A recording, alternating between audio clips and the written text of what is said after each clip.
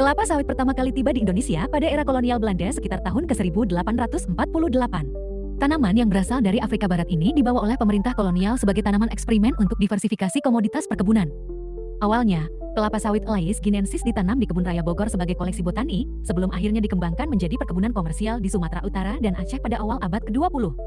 Keberhasilan Belanda mengoptimalkan lahan gambut dan iklim tropis Indonesia membuat kelapa sawit tumbuh subur, sehingga perlahan menggantikan tanaman tradisional seperti karet dan kopi.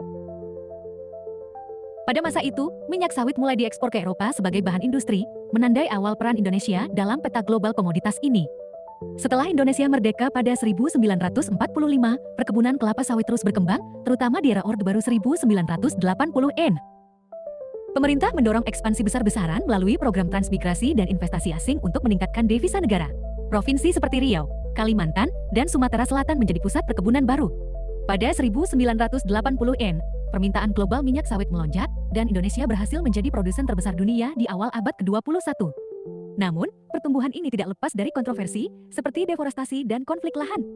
Kini, sejarah panjang kelapa sawit di Indonesia menjadi cermin bagaimana komoditas ini tidak hanya mengubah lanskap ekonomi, tetapi juga lingkungan dan sosial masyarakat.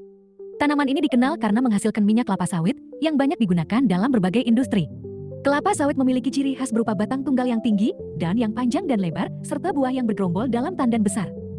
Buah kelapa sawit berwarna merah keunguan saat matang dan mengandung minyak yang kaya akan asam lemak.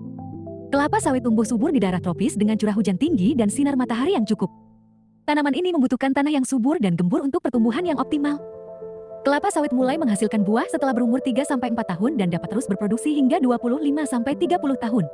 Selain minyak dari buahnya, kelapa sawit juga menghasilkan serat dari batang dan daunnya yang dapat diolah menjadi berbagai produk seperti kertas dan bahan bangunan.